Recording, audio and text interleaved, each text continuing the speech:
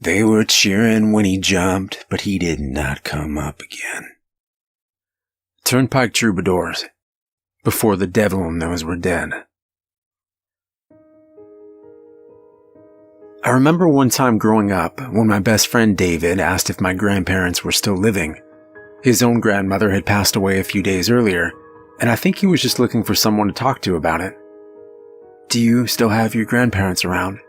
David asked from the sidewalk, pausing for a moment and looking over at me. "Yes," I said, leaving it at that.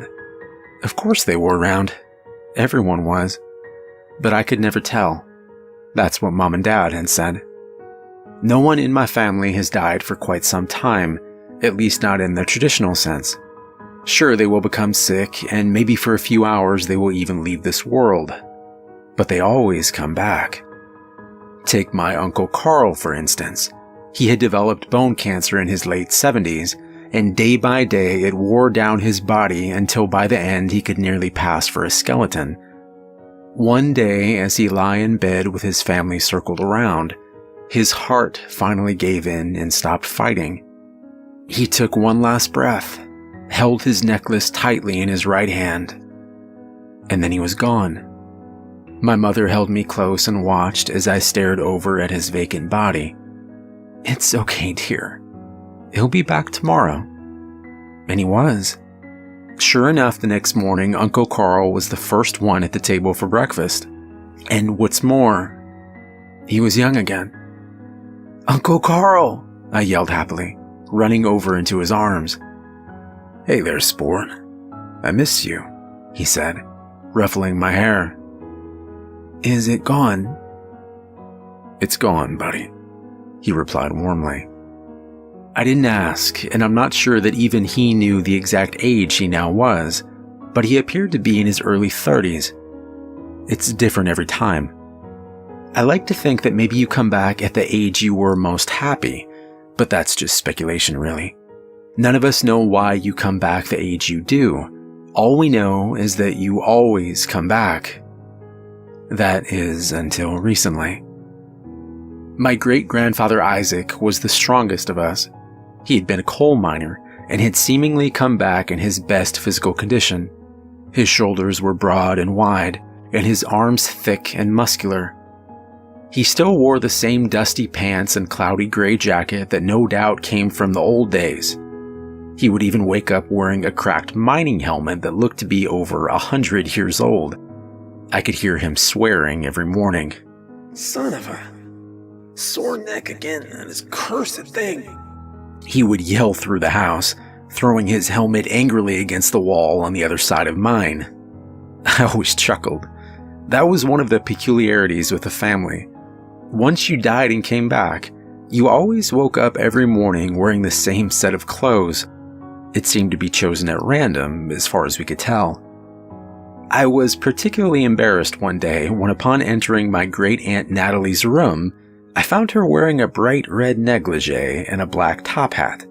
Needless to say, I left the room immediately. I'm not gonna ask about that one. But I digress, and back to the main story. I'm 18 years old now and was due to leave for college this week, when Grandpa Isaac went missing.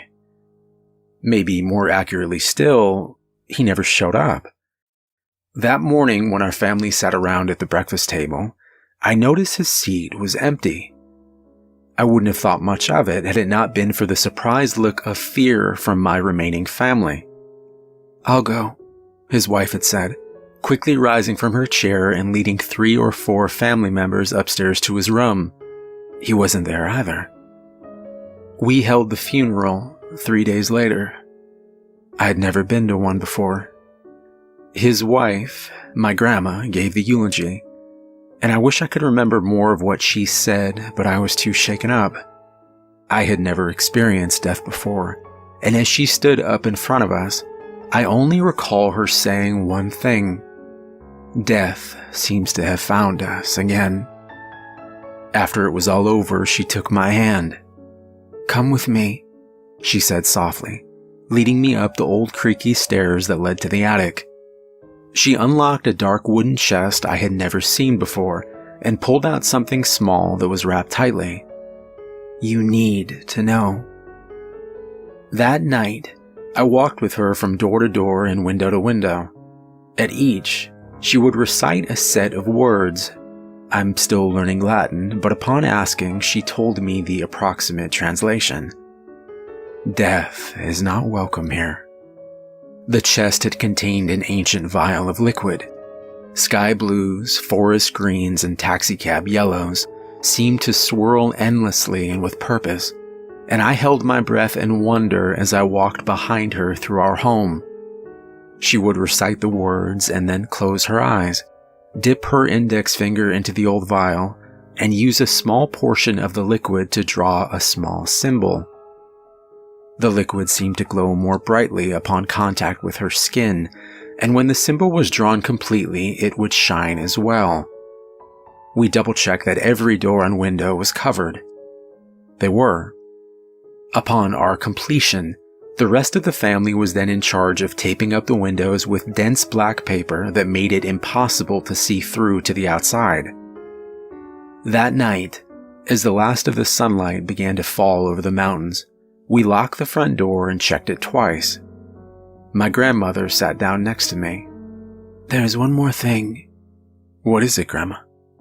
She looked towards the closest window, and then back at me. "Whatever happens tonight, whatever you hear, never look outside. It's better you don't think of such things. Just promise me." I looked back at her. "I promise." "Good," she smiled. "It's gonna be all right, dear."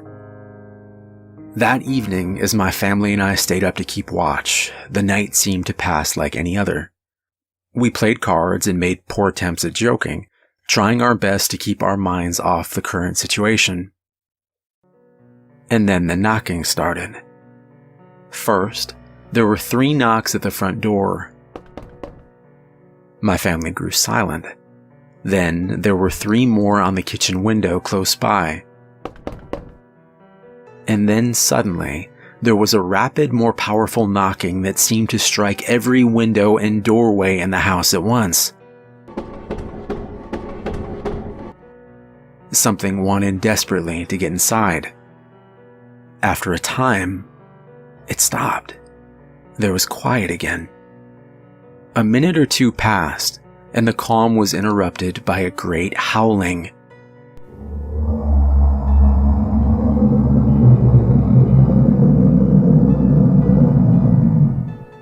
Our heads looked up almost in unison towards the ceiling as we strained to hear the distant noise.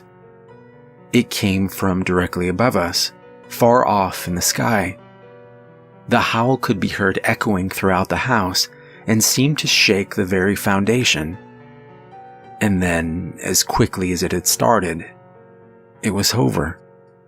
It was like none of it had ever happened, and a sense of relief came over my family. We had survived, but there was a problem. Later that night, I awoke to the sight of 2 blue eyes staring down onto me. It was my nephew Ewan. "You scared the hell out of me," I whispered angrily over at him. And then he began to sob, first softly, and then uncontrollably. I know I shouldn't have, he cried, burying his head into my chest. "It's okay," I said warmly. "It's gone now." The crying stopped for a moment as he looked up at me innocently. "When the thing knocked on my window, the paper must have not been taped on good enough, and..." My heart filled with dread as he continued. "And I saw its face looking back." "What's gonna happen now?" he asked. I looked into the bright blue eyes that belonged to my 8-year-old nephew Ewan, and I answered him truthfully. "I don't know."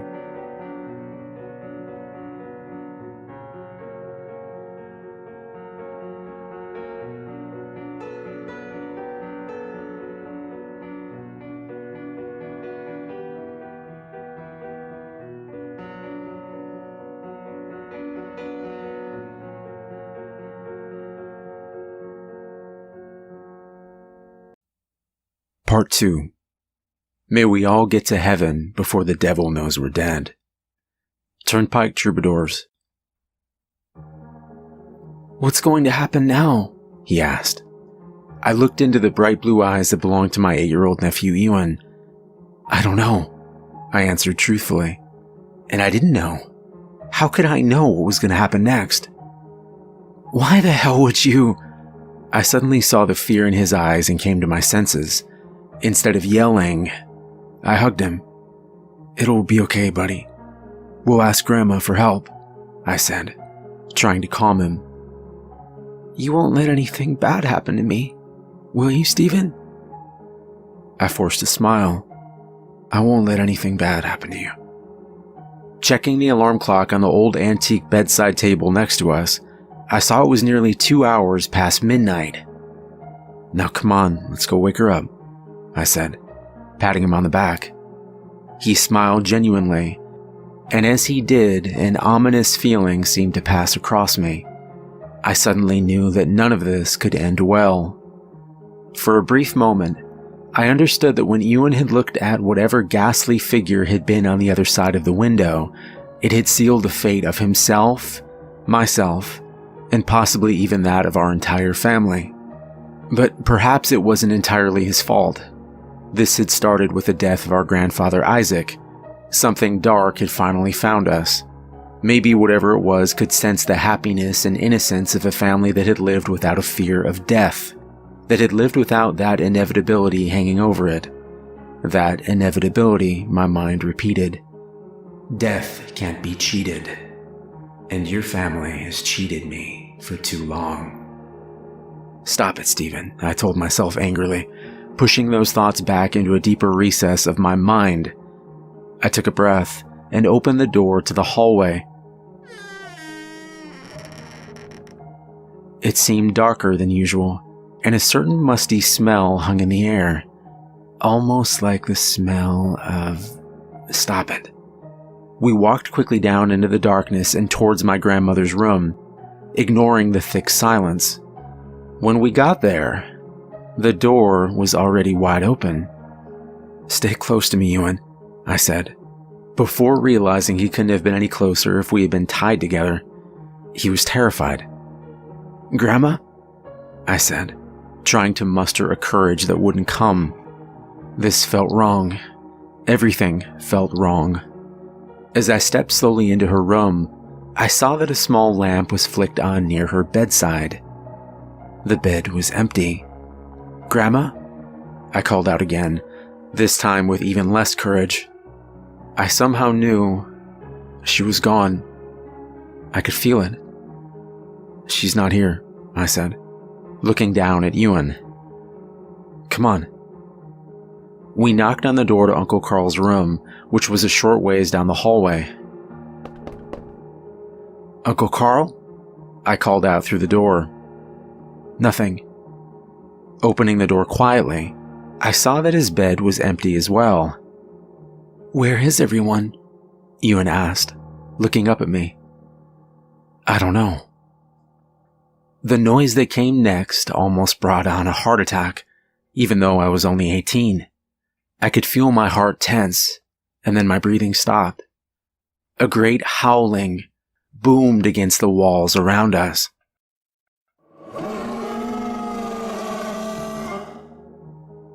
But this time it wasn't coming from outside, the thick brick walls of the house acting as a barrier between us. It was coming from inside the house. It was even louder the next time, and it held a power within it. With each howl, items in the house around us would shake and then fall weakly onto the floor below. First, a mirror shattered far too close to Ewan. Somehow he was unharmed. Then, the old grandfather clock that stood at the end of the hallway began to shake violently before crumbling like an old statue. "We have to go," I whispered, holding my nephew's hand more tightly and rushing towards the back stairway on the second floor and away from the cries of the monster. At least I thought it was away. While the howling did fill up the entire house, it had seemed stronger at the front of it near the kitchen.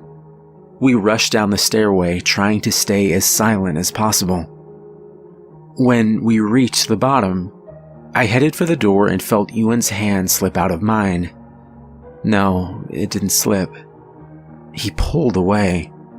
"Ewan, what are you—" Looking back, I saw it a moment later than he had. On the other side of the back room stood a dark figure. The room was unlit, but judging from the height of its eyes, it seemed to stand 9 feet tall or higher.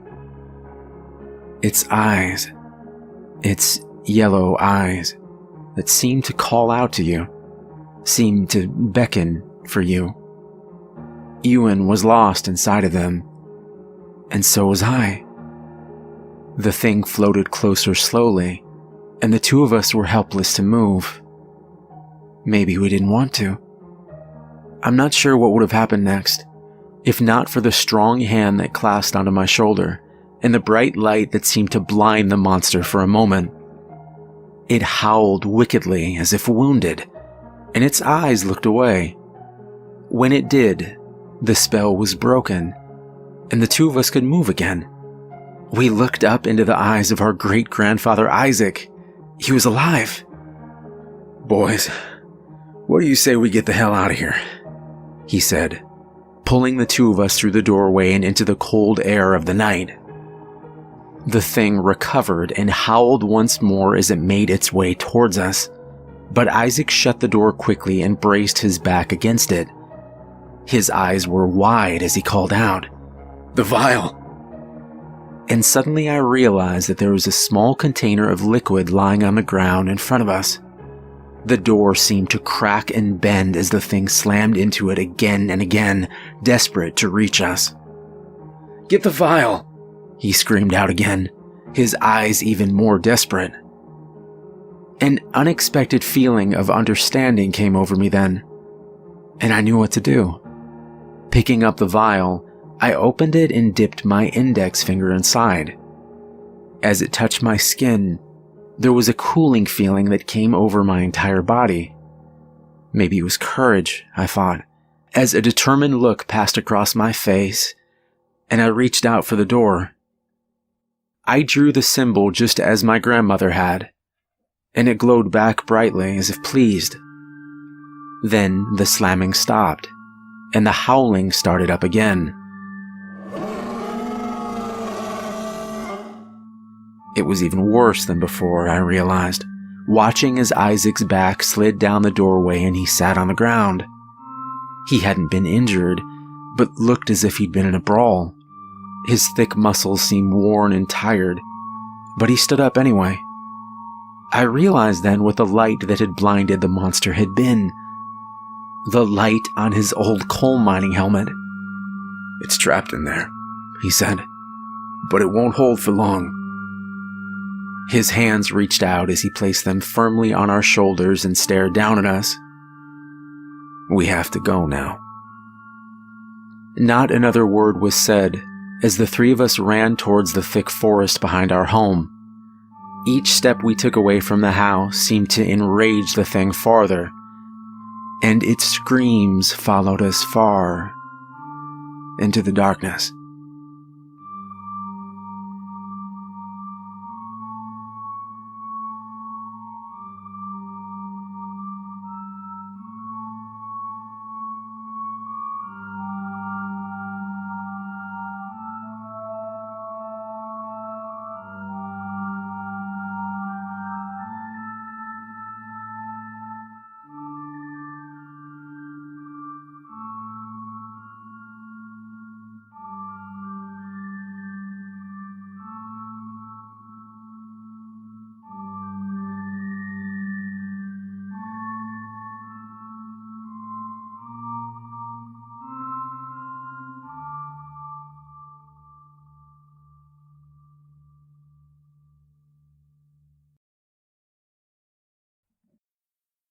Well, I'm 28 years old now. I was born in '84, and I've been free as I can be, and I won't ask for any more. Turnpike Troubadours. We entered the cover of the forest at a full-on run, Grandpa Isaac's headlamp lit the path to a distance of about 15 feet. Everything outside of that thin beam of light was blanketed in pure, inky blackness. "What's the plan?" I shouted. "Get as far away from that thing as we can before it breaks free," my grandfather said back. As if on cue, we heard the sound of splintering wood coming from the house. A thundering howl echoed through the night air. "It got out," Grandpa said, perhaps more to himself, as he slowed to a fast walk. "We need to be quiet now. We need to hide." And with that, he motioned towards a small clearing, one side overgrown with huge brambles of wild blackberries. He switched off the headlamp and we made our way silently into the heavy underbrush. We paid no notice of the sharp thorns catching on our clothes and bare skin. Listening intently, we heard it crash through the trees and onto the trail behind the house. My grandfather was right next to me, but it was too dark to see his face. I heard him turn toward us and whisper, "Don't move now. Quiet your breathing and try to keep perfectly still." We could hear the thing move clumsily through the forest, fallen branches cracking under its weight. It stopped at a fork in the path, and I swear I heard it sniff the air. Then silence. I held my breath for what seemed like an eternity, craning my head forward to listen. Seconds ticked by, and then I felt a small current of air move across the back of my neck. A dawning dread flooded over me. Turning to warn him, I heard a startled surprise as talons sunk into both of his shoulders and Isaac was lifted straight up off the ground. He fought hard, and he must have done some damage because it dropped him from about 20 feet. He landed flush on his back, and I could see he was in a great deal of pain. By the time he was able to speak, Ewan and I were by his side. "Take the vial," he said weakly, placing it into the palm of my hand. As I closed my fingers around the small glass bottle, the creature hit me full force in the chest and I was thrown back onto the forest floor. It stood staring intently at me, and then it screamed. The sound was so loud that it shook the ground around us. Bits of leaves and branches flew past my head and I felt as though I was in the eye of a hurricane. It looked to be over 8 feet tall with huge leathery wings and the face of something out of a nightmare. Then it screamed again and turned back to my grandfather. Picking him up by the throat, it pulled him close until its face was only inches away from his. Their eyes locked, and with what appeared to be anticipation, a kind of savoring, the creature opened its maw and slowly inhaled the life force of my grandfather. His cheerful blue eyes dimmed, his skin became pale, and then turned an ashen gray. I watched helplessly as Grandpa Isaac began to disintegrate in front of my eyes, starting with the tips of his fingers, then moving up his arms and legs until there was nothing but a small heap of ashes on the ground. The creature took great pleasure in using its talons to mix the ashes with dirt. Scratching wildly, it scattered the remains in all directions. The sound of Ewan softly crying forced me back into reality. Struggling to stand, I could feel the cool glass vial still clutched in my right hand. Ewan ran to me, locking his arms around my waist. I gently unwrapped them. "We don't have much time, bud." Kneeling down, I uncapped the vial and tipped it to my finger. Nothing. Desperately holding the bottle upside down, I felt one single drop of liquid touch my skin. Trying to remember what my grandmother had written over the doors and windows, I traced the symbols and letters onto Ewan's forehead. I hoped it would be enough. The creature paused for a moment and then screamed at the sight. Pushing Ewan behind me, I picked up a sturdy branch and broke the tip off at a sharp angle.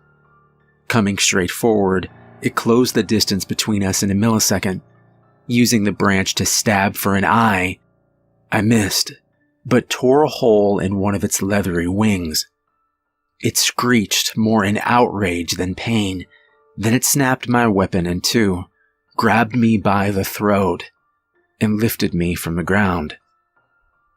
Eye to eye, it widened its maw and began to extract my life. But it didn't work. Surprised, then enraged, it raised one razor-sharp talon and tore deep into my chest. My body dropped to the ground. The world began to fade. It's hard to describe the feeling that followed. I must have looked dead to Ewan, but somehow I was still in my body, and I was still aware, but I couldn't speak or move, and worse, I couldn't help him. Ewan screamed my name. It cocked its head, perhaps just now remembering that Ewan had been its primary target. As the thing lumbered towards him, the symbols on Ewan's forehead began to glow brighter and brighter until the creature was forced to stop in its tracks. They seemed to create some type of barrier now that even it couldn't cross. It screamed and flew into a rage, flinging branches and ripping small trees right out of the ground, but it couldn't touch him. Finally, barely opening its wings, it shot straight upward like a missile and disappeared into the night sky. Ewan ran crying and fell on the ground next to my body. I couldn't comfort him, and I was filled with an overwhelming sense of sadness. Eventually, exhaustion overtook him and he fell asleep, tightly grasping my hand. As dawn broke, he was startled awake by the sound of someone calling his name. It was Great-Grandma Hester, and Ewan ran to her crying, "Grandpa Isaac and Stephen are dead. It killed them." Holding the boy tightly, Hester looked over at where I lie on the ground, and then she glanced upward to the sky. It took a while to calm him, but eventually she settled Ewan under the shade of an oak tree and set about tending to my body. Reaching into her coat pocket, she pulled out a thick glass bottle brimming with a colorful swirling liquid. Carefully tipping it to her finger, she gently drew symbols on my forehead. The two of them made their way back to the house in silence.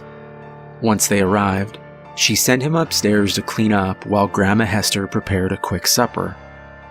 There was too much empty space, a reminder of their loss at the long oak table in the kitchen. They decided to carry their plates to a small round table on the front porch. "Why did we have to leave Stephen out there?" Ewan asked sadly. "Because that's the way it's done," she replied. "You must lie where you fall." "Will everyone come back again, like before?" Ewan said hopefully. She looked down at him sadly. "No, my dearest. Not this time." Grandma forced a smile. "There is more I will tell you. For this next part, you must be very brave."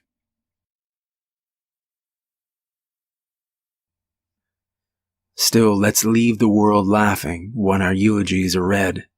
May we all get to heaven, for the devil knows we're dead. Ewan watched his grandmother intently. She paused for a moment and then continued. "This is the story of your great-grandpa Isaac. He grew up here in this very house, with his mother and father, aunts, uncles, and grandparents. Just like us, they did not worry about death. Isaac had 3 brothers and a sister. You didn't know that, did you? He didn't much like to talk about them. The time before. When he was 9 years old, his own great-grandfather disappeared and the family knew that death had found them. So they painted symbols over the doors and windows, sealed up the house, and waited. Hours passed and boredom must have gotten the better of Isaac. He went up to his room just like you, and just like you, he forgot to be afraid. Isaac peeked out of his own window that night. There was something out there, and it stared right back. The next morning when Isaac woke up, everyone was gone. He was alone. What did he do? Ewan asked breathlessly. What could he do? She replied. He was just a little boy, all alone and terrified. He moved some pillows and a blanket into the little pantry off the kitchen, and that's where he slept, crying himself to sleep most nights. He blamed himself, and he missed his family terribly. Ewan sat deep in thought. It's hard to imagine Grandpa Isaac crying. He's never been afraid of anything. That made Hester smile, but pain came with remembering as well. For a moment she thought of her husband and the life they had shared together. Pushing her own sadness aside, she continued, hoping he hadn't noticed the tears beginning to form. Ewan needed to be strong now. Well, she said, how do you think he got to be so brave? The strongest steel is forged from the hottest fire. Those hardest of times, that's what made him so strong. Climbing onto his grandma's lap, Ewan said, I'm so glad you're here with me. She looked sadly into his eyes. Well, that's the hardest thing, my dearest. I won't be able to stay. Just this night to get you settled. I'll be gone by first light. What? Ewan panicked. No, you can't go, please. I don't want to be alone. I'm afraid I have no choice, my love, she said, holding him close as time passed and quietly humming a song that she used to sing to him as a baby. Ewan didn't understand why she had to go. I suppose no little boy can really be prepared for something like that. His grandma was here now, but by the morning she would be gone. She took his chin into her hand and smiled once more. Now I'm going to dish us out 2 big bowls of ice cream, but after we finish we've got some work to do. They ate their Rocky Road ice cream while Grandma Hester shared stories from her childhood. She even got a couple of smiles out of Ewan. When they finished, the great tour of the house began.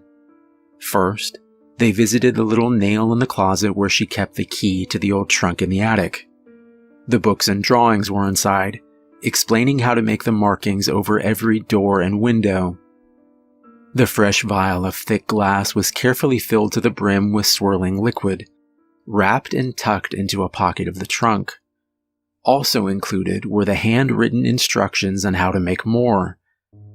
She even gave him a business card for the family accountant. He pays all the bills every month, no questions asked. Once a month he leaves an envelope with a little cash in the mailbox. If you need anything, if any problems arise, call him. Lastly, they walked into Great-Grandpa Isaac's room. Grandma Hester went to the top drawer of his dresser and pulled out something wrapped in old newspaper. It was a journal Grandpa Isaac had written as a boy to help get through the solitude and loneliness. It also detailed some of the fixes to ordinary problems around the house. By the time they were finished going over things, it was nearing 3 o'clock in the morning. Despite his worry, Ewan's eyes began to drift closed and his head began to nod gently. It's time for you to get some sleep, Grandma said warmly, walking with Ewan up to his room and pulling a rocking chair to the very edge of his bed. He drifted slowly off as Grandma sang him to sleep from her rocker, watching over him and holding his hand for the last time. Some time passed, and Ewan's eyes opened quickly at the sound of rapid knocking on his bedroom window. Dread fell over him like a wet blanket, wrapping his entire body with a sense of inevitability. The rocking chair next to the bed still swayed gently back and forth, but Grandma Hester wasn't there anymore. The room was empty now, and darkness hung much heavier than before. 3 more knocks. Ewan didn't want to get up. He wanted to hide underneath the thick wool blankets and wait for it all to be over, but he found himself standing and walking slowly towards the window anyway. With each step towards the foggy glass, his mind desperately tried to turn away, to run back to safety. 3 knocks, louder than before, hungrier than before. Ewan watched his own hand disobey and reach out slowly to open the window. He wanted to scream, but his body wouldn't listen. Then the nightmare ended, for now at least. He woke to heavy rays of sunlight pouring in through the bedroom window. As reality dawned, he bolted straight up and flung his head to the right and reached towards the rocker. But it was empty. The thought of this big abandoned house gripped his chest like a huge weight pressing down on him. Laying his head back down on the pillow, he stared up at the ceiling and tried not to cry. Minutes passed, and suddenly Ewan started to imagine the smell of bacon frying. It seemed almost as real as the nightmare had been.